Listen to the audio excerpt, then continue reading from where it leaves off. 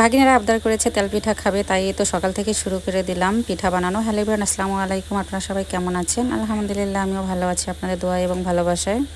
বাসায় হচ্ছে কেউ মেহমান আসলে আসলে কিন্তু খাওয়া দাওয়াও ভালো হয় তাদের উছিলায়। আর এই যে যেটা দেখতে পাচ্ছেন, এটা দিয়ে নাকি হচ্ছে গা ঘষলে অনেক সুন্দর পরিষ্কার হয়। আমার শাশুড়ি আম্মা এটা বানিয়ে দিচ্ছে। এটা হচ্ছে কিন্তু ওই যে কদোয়া বলে, কদোয়ার হচ্ছে মানে বয়স হয়ে গেলে যে খোসাটা, আগের দিনের মানুষ নাকি এটা দিয়ে হচ্ছে গা পরিষ্কার করতো।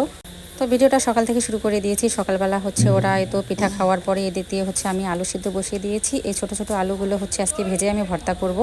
সঙ্গে দিয়েছি হচ্ছে কাঁচামরিচ আর হচ্ছে রসুন, নামানোর আগ দিয়ে এগুলো দিয়ে ভেজে নিতে হবে। আর এদিক দিয়ে হচ্ছে আমি ডিম ভাজি করব। ডিম ভাজি করে আজকে ডিমের হচ্ছে ঝোল করব। নতুন একটা রেসিপি, এভাবে অবশ্য আমি কোনোদিনও রান্না করিনি, কারণ শুকনা শুকনা খেতে কিন্তু কারোই ভালো লাগে না। তাই ভাবলাম যে এভাবে একটু রান্না করে দিই বাচ্চাদেরকে।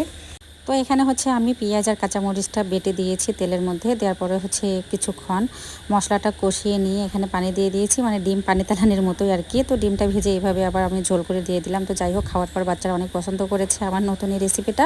আপনারাও চাইলে ডিম মানে ভেজে দেওয়ার বদলে এইভাবে হচ্ছে একটু ঝোল করে দিলে বাচ্চারা অনায়াসে সুন্দরভাবে খেতে পারবে। আর এদিক দিয়ে খাওয়া দাওয়া শেষ করে সবাই মিলে হচ্ছে ভুট্টাগুলো একটু রোদে দিলাম। অবশিষ্ট কিছু ভুট্টা ছিল, ভুট্টাগুলো হচ্ছে আজকে লাস্টে একটু রোদে দিয়ে আমরা সুন্দরভাবে রেখে দিলাম। ইনশাল্লাহ ঈদের আগে আর হচ্ছে ভুট্টা নিয়ে আমাদের দৌড়াদৌড়ি করতে হবে না। আর এদিক দিয়ে হচ্ছে আমরা এই তো সবাই মিলে আবার চলে গেলাম আমার সেজন আনাসের বাসায়। উনি হচ্ছে গতকাল রাতেই যেতে বলেছিল, কিন্তু রাতে হচ্ছে আমরা যাইনি। তো আজকে হচ্ছে দুপুরবেলায় আর কি গেলাম ওখানে। তো যাওয়ার পথে দেখেন বৃষ্টি বাদলের দিন যে অবস্থা হয়েছে রাস্তাঘাটে, একটু পরপরেই হচ্ছে তো বাচ্চারা নেমে যাচ্ছিল আর একটু করে হচ্ছে ভ্যানটাকে ঠেলে দিচ্ছিল। তো কয়েক জায়গায় এভাবে আর কি নামতে হয়েছে, ওরা একটু বিরক্তও হয়েছিল। তো শেষমেশ এই তো চলে আসলাম আমার হচ্ছে সেজনানাসের বাসায়। এই তো এই ভিউটা আমার কাছে অনেক ভালো লাগে। বড় একটা পুকুর, পুকুর পাড়ের সঙ্গেই হচ্ছে বাসা, আর তার সঙ্গে একটা ছোট্ট আম গাছ। দেখেন অনেক সুন্দর হচ্ছে এখানে আম হয়েছে, মনে হচ্ছে পাতার চেয়ে হচ্ছে আমেই বেশি। তো এদিক টেবিলে সব খাবার রেডি করে দিয়েছিল, গিয়ে তো হচ্ছে খাওয়া দাওয়া শুরু করে দিলাম আমরা সবাই মিলে।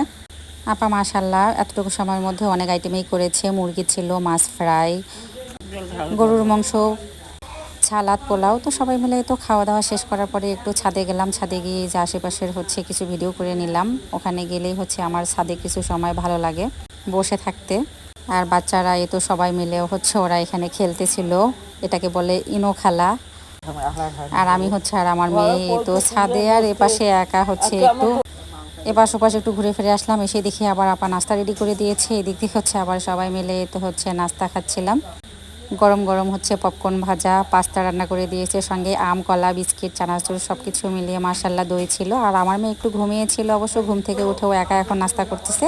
তো আপাদের এই যে ভুট্টা দেখতে গেলাম, দেখি কি অবস্থা। আমার ভুট্টাগুলার অবশ্য একটু খারাপ অবস্থা হয়েছে, ওরা আগেই কি হচ্ছে মানে ছিঁড়ে ফেলছে ভুট্টাটা হওয়ার আগেই নাকি, এই জন্য হচ্ছে ভুট্টাটা কালো হয়ে গেছে এরকম।